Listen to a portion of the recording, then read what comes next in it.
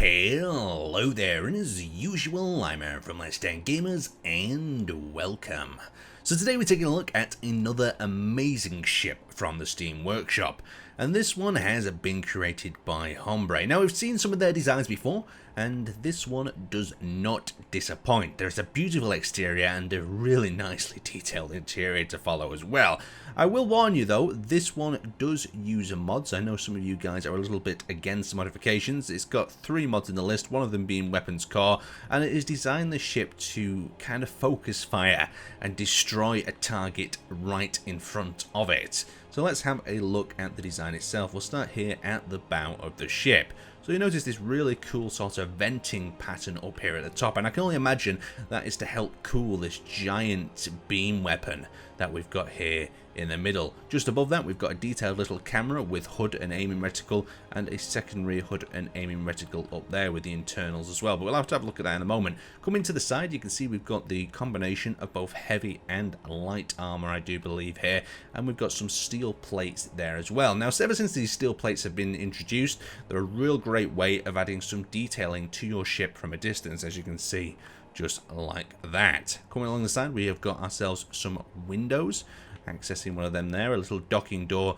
and this lower outrigger section here. You can see the detail that wraps around this lower hull area. It's just beautiful. The lighting really seems to pull it together as well. You can see we've got them 2 spotlights facing out the front. So as we come up into this area, past a little bit more of the venting and detailing, of course we've got the name here, the Scimitar, and we've got these little door type pods. So if we just dive into these, you can see these are actually access bays for the missiles and torpedoes, so these can open up and the missiles can come thundering out of here and focus fire on a target. We've of course got some anti-missile weaponry stored here. These mod weapons look really nice. They've done a really good job of just detailing them. Look at that. It's fantastic. It's going to need a big screwdriver though, isn't it, to take that off. So as we work our way a little bit further back, you can see some of the hydrogen thrusters are revealed, and you can see the actual design changes shape and it starts to extend it down into the lower section. But let's have a look at the top deck before we go too far. So on the top deck as well, we have got more missile pods stored within the deck here, if I'm correct. Oh, or maybe not. Oh yeah, they are. There we go. You see the missile little pods firing up. So there's a lot of firepower going on here.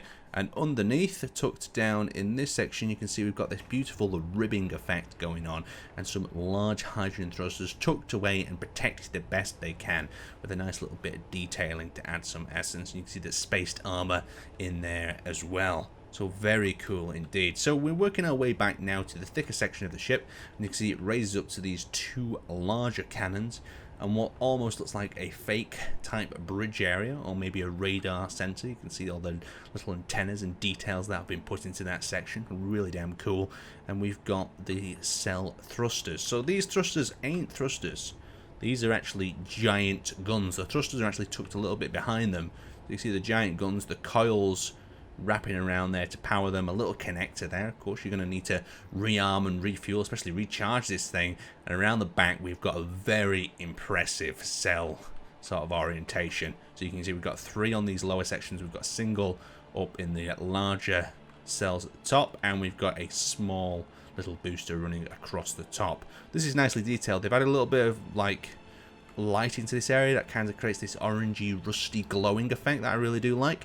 Coming down to this lower section, you can see we've got some detailed fake tank designs, as well as some turrets down in here as well. This ship, even though it looks pretty, with this mod pack and weapons core, it would be quite capable in the battle. There is a few weak spots, such as between the engines here at the back. There's a little bit of a blind spot. There's 1 turret covering it, but still, it doesn't look like it's made for a giant battling, but it's nice to see they have put in some serious machinery facing forward to blow any large ship king can come. This with a few support fighters around it would be quite good indeed. So let's go to our options and let's change our camera up, because we're going to get a little bit dizzy if we go inside with that field of view.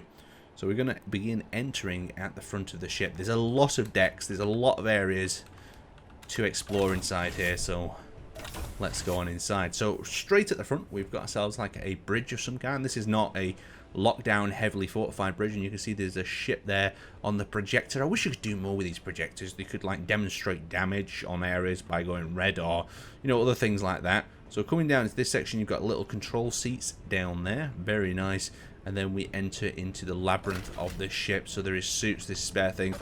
I would argue that this interior has everything you need, plus a little bit of beautifying detail as well. So you've got this main corridor running down the side with bunks and beds that, in a survival scenario, they can always be changed out for alternative things of more function than beds. But beds work quite well with a ship of this size. And then we're over in a production area itself. You can see cargo and storage. With this much firepower, you're going to need to produce a lot of your own resources to survive out there pretty much. You've got a ladder leading up to the upper floor, down behind the reactors, and this just takes us down into a gravity and a maintenance area. So we can maintain a lot of the areas.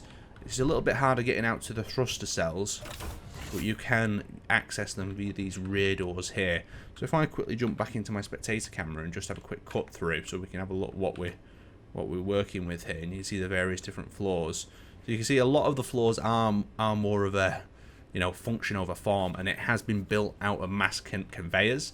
And mass conveyors, as we know, isn't very sustainable on servers, just because every time something passes through these, it has to check all of the sides and see, you know, which point it's trying to output things from.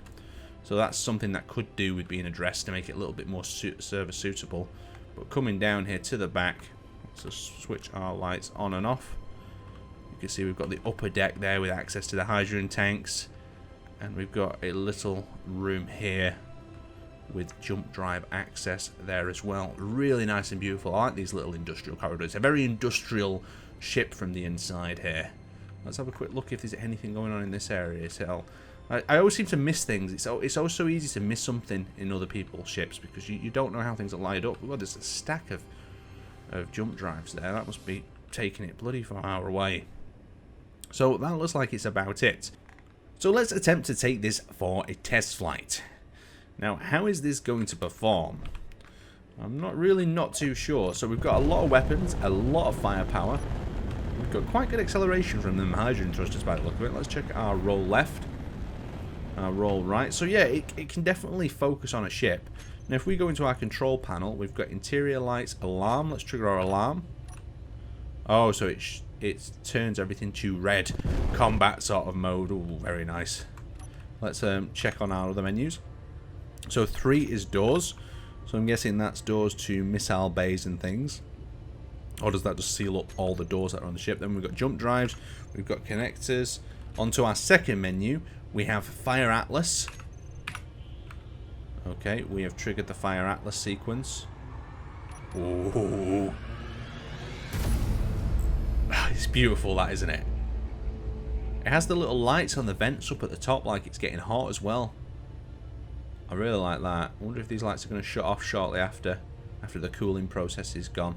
Oh yeah, I like that. That's a lovely little detail. Let's have a look. So this is the view from the camera. Okay, that's not too bad. It's pretty much accurate to the reticle. Let's have a look what else we've got. We've got turrets that we can turn on and off, of course, and we've got doors for the missile gates. So let's open 5, 6, 7, and that should start. Okay, so there are all our missile gates opened up, and then we need to activate them so we can turn them on and off. So 8 and 9. Woo! They're certainly beautiful, these effects, though, aren't they? That these missiles do. So these missiles would track onto the target that you've aimed at using weapons core. Look at that. Oh, wow, they are beautiful. I'd really like to do another server with weapons core with some more of these weapons packs. The only issue is some of the weapons are just so powerful. It's really hard to balance them. Look at the missiles just wiggling around up there, though. Yeah, we're definitely going to have to look at doing a weapons core server in the future. Let's turn them off. So that's 8 and 9. Have we got any more tabs of stuff? No, that's all we've got.